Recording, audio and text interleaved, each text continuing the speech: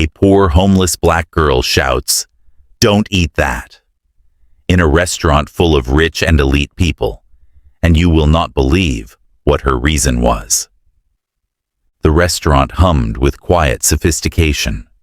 Wealthy patrons murmured over their meals, soft music floated through the air, and glasses clinked in celebration of deals made and successes toasted. At a private corner table, Ethan Blackwood, a man whose name carried weight in boardrooms and headlines alike, sat alone. His tailored suit, sharp as his reputation, marked him as someone who rarely heard the word no. Ethan leaned back in his chair, studying the perfectly plated dish before him. A delicate balance of colors, textures, and flavors awaited his first bite. He picked up his fork, poised to savor the artistry of the meal, when a sudden shout shattered the restaurant's polished calm. "Don't eat that!" The voice was raw, desperate, and completely out of place. Heads turned toward the source of the outcry, a disheveled teenage girl standing at the entrance. Her face was pale, her clothes mismatched and tattered. She looked out of place against the opulence, her wide eyes fixed solely on Ethan. The maitre d' and 2 security guards rushed toward her, murmuring apologies to the patrons nearby. One guard reached for her arm, but she pulled back, pointing directly at Ethan. "I mean it. Don't eat it," she shouted again, her voice trembling but firm. Ethan paused, his fork hovering midair, his cold gray eyes locked on the girl, studying her with the precision of a man who built empires on gut instincts. "Wait," he said, his voice cutting through the tension like a knife. The guards hesitated, glancing at him for confirmation. Ethan gestured for them to step back. The girl, panting from the effort it took to yell, met his gaze. Before we get into this heartwarming story, where are you watching this story from today? Let us know in the comments. Also, if you enjoy these types of heartfelt stories about justice, kindness, and equality, hit the subscribe button so you don't miss the next story when it drops. Now, let us get into it. Back at the restaurant, the dialogue between the white rich man Ethan and the homeless black little girl continued. "You have my attention," Ethan said. "Now explain yourself." Ethan set his fork down slowly, his cold, calculating gaze fixed on the girl. The restaurant was silent now, every patron watching the unfolding scene with a mix of curiosity and unease. "You've got 5 seconds to explain yourself," Ethan said, his voice low but commanding. "Why shouldn't I eat this?" The girl, trembling and out of breath, clutched the edge of a nearby table for support. "It's poisoned," she blurted out, her words tumbling over each other. I saw them do it in the kitchen. They were talking about you. They said you'd never see it coming." Ethan's eyes narrowed, but his expression remained unreadable. The girl's frantic energy and unpolished words didn't add up, but something about her desperation made him pause. He raised a hand, signaling the approaching security guards to hold off. Moments later, the restaurant's manager arrived, his face flushed with embarrassment. "Mr. Blackwood, I'm so sorry for this disturbance," he said, glaring at the girl. "She's lying. She's just a troublemaker. She's been spotted around here before, begging for scraps. Security should have kept her out." Ethan didn't acknowledge the manager's explanation. Instead, he leaned back in his chair, his sharp gaze flickering between the girl and his untouched plate. "You're awfully quick to dismiss her," he said, his tone icy. "If there's even a chance she's telling the truth, shouldn't we confirm it?" The manager stammered, caught off guard by Ethan's skepticism. "Mr. Blackwood, I assure you—" "I don't care for your assurances," Ethan interrupted. He gestured to the plate. "Get a rat or something. Test it. Now." The manager hesitated but nodded, signaling to a waiter to bring a mouse to test the food. Ethan glanced back at the homeless girl, who stood frozen, watching him. "Stay where you are," he said. "This isn't over." The room buzzed with hushed whispers as a waiter returned with a mouse in a cage. His face was pale, and his hands shook slightly as he made the mouse eat the food. As the minutes trickled by, the rat became frantic, and about an hour later, it died. "It's poisoned," the waiter said in a low voice, his words barely audible over the murmurs of the patrons. Chaos erupted instantly. Guests scrambled to their feet, demanding answers and reassurances. Some rushed toward the exits, while others tried to film the scene on their phones. The manager barked orders at staff, trying to maintain control, but the damage was done. Ethan rose slowly, his cold expression betraying no emotion, as he pointed to the girl. "Take her to my car, now." 2 guards moved to escort Zoe, who stiffened but didn't resist. Her wide eyes darted around the room, as if searching for an escape, but she knew there was nowhere to run. In Ethan's sleek minimalist office some miles from the restaurant, he stood across from Zoe, his arms crossed and his icy gaze locked on her. "Start talking," he said sharply. "Did you poison the food?" "No," Zoe shouted, her voice cracking. "I didn't do it. I overheard them talking in the alley behind the restaurant." Ethan leaned in slightly, his tone dangerous. "Who's them? Names, faces, anything?" Zoe fidgeted with her hands, her eyes darting nervously. I don't know their names," she stammered, "but I heard them talking about you. They said, he'll never see it coming. That's all I know, I swear." Ethan stared at her for a long moment, weighing her words. The girl looked terrified, but sincere. Finally, he straightened and pressed a button on his desk. "Find out who was working the kitchen tonight," he ordered his assistant. Ethan sat in his office, deep in thought, as the pieces of the puzzle began to come together. Recent events, threatening letters from his rival, Malcolm Crane, mysterious breaches in his company's security, and now this poisoning attempt, painted a dangerous picture. This wasn't a random act. It was calculated. Someone wanted him dead, and they were getting bolder.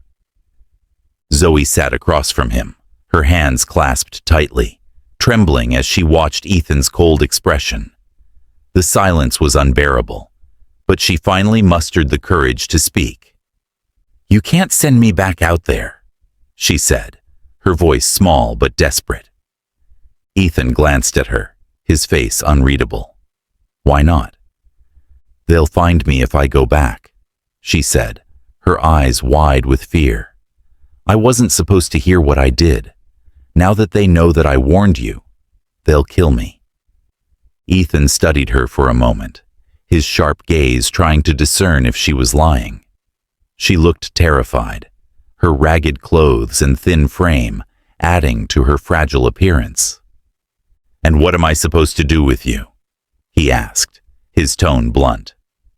"Let me stay here, just for a little while," she pleaded, "until you figure out who's behind this. Please." Ethan exhaled sharply, running a hand through his hair. Trust didn't come easily to him, and he wasn't convinced she wasn't hiding something. But the fear in her eyes looked real, and her warning had saved his life. "Fine," he said at last. "You can stay in my penthouse for now, but make no mistake, I'll be watching you closely." Zoe nodded quickly, relief washing over her. "Thank you." Ethan turned away, his mind already racing. This wasn't over, not by a long shot. Ethan threw himself into uncovering the truth, spending hours reviewing security footage, personnel records, and recent threats. Every move felt like a race against time, knowing whoever was behind the poisoning wouldn't stop at one attempt.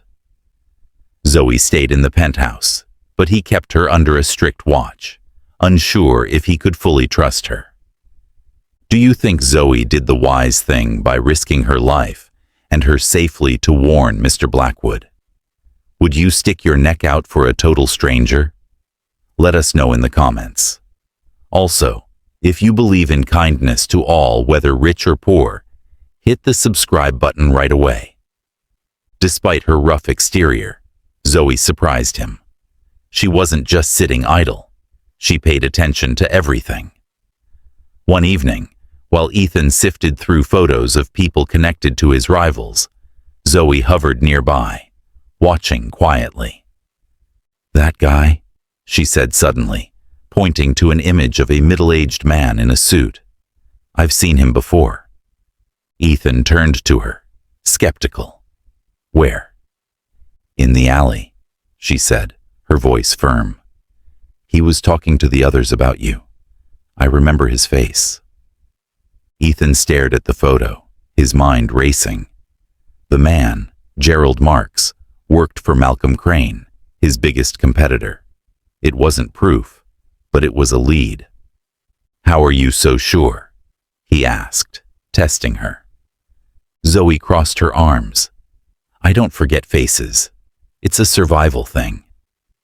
Ethan nodded slowly, impressed despite himself.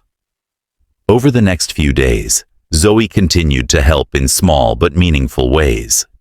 She had a knack for noticing details Ethan and his team overlooked, patterns in schedules, inconsistencies in reports. Ethan began to see her differently. She wasn't just a homeless kid who stumbled into his life. She was smart, observant, and resourceful. Her quick thinking reminded him of his own struggles when he was young and fighting to climb out of nothing.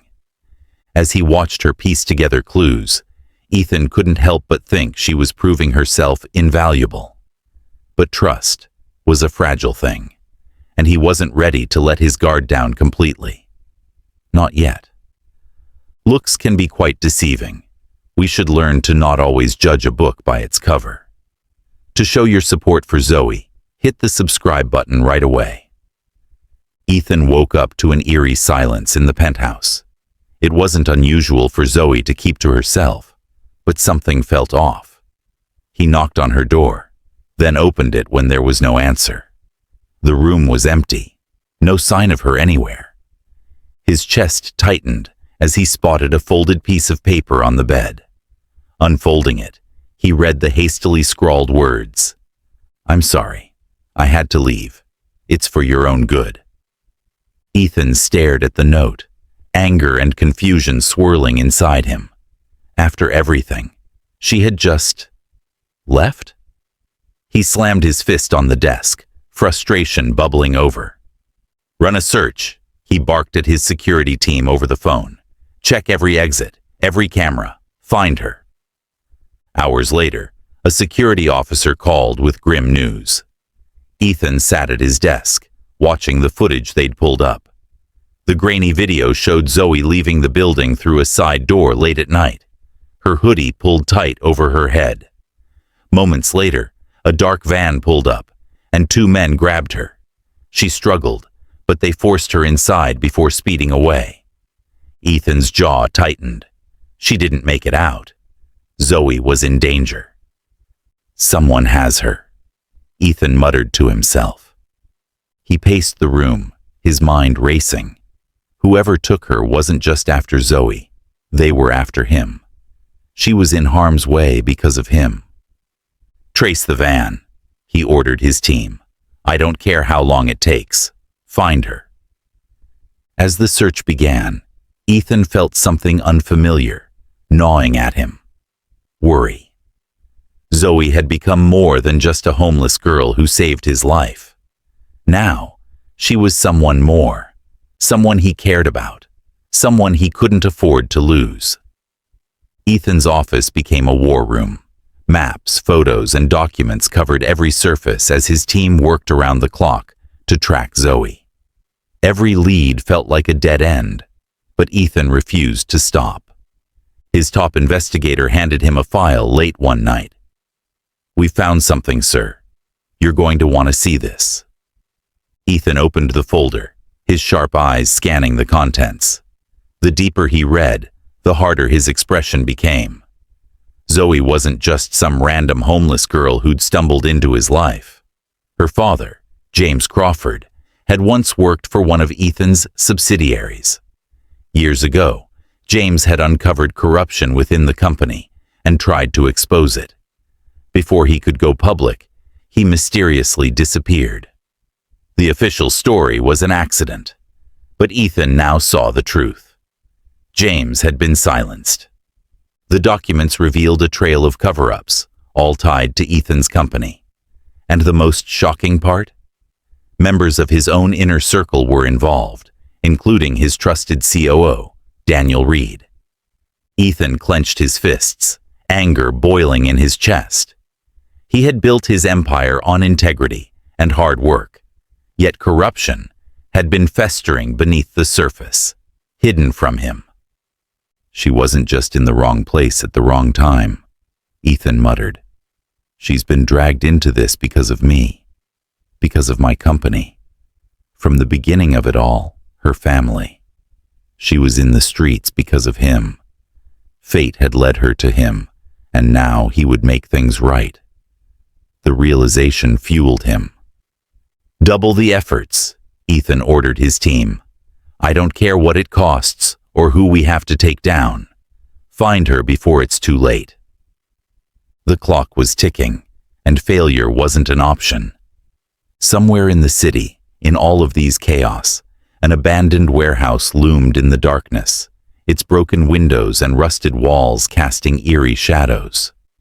Ethan had gotten some lead that Zoe was held in this warehouse, and so he went there with all the backup he could get as he stepped out of the car, his jaw tight and his heart pounding. He wasn't sure what he'd find inside, but he was prepared for the worst. His security team flanked him, weapons ready.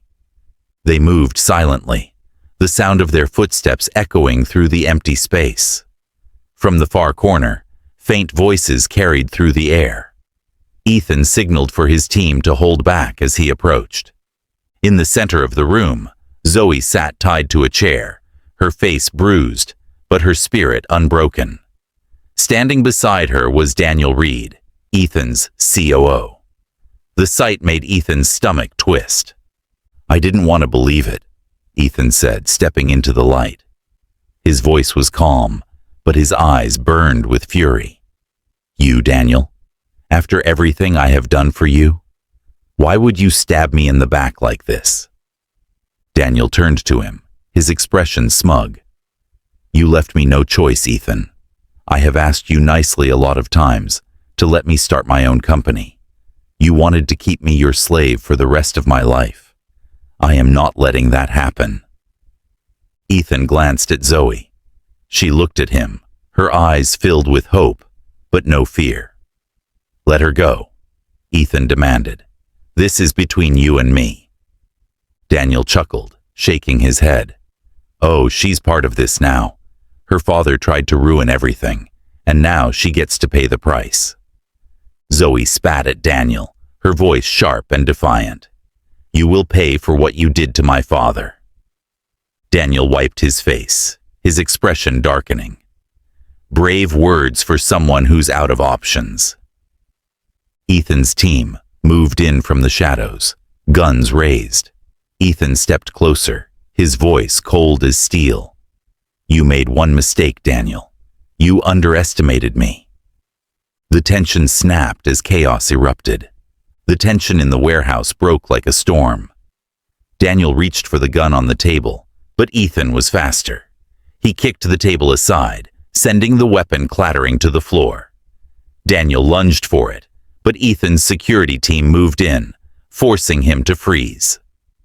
"Don't even think about it," one of the guards growled, aiming his weapon squarely at Daniel. Daniel's smug confidence dissolved into panic. "You don't know what you're doing, Ethan. This company can't survive without me." Ethan stepped forward, his expression cold and unwavering.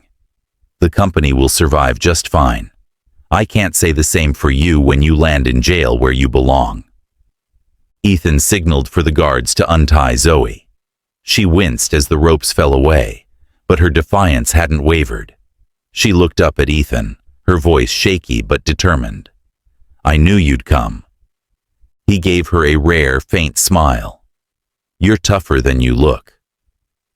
As the guards dragged Daniel away, he shouted over his shoulder, "You'll regret this, Ethan."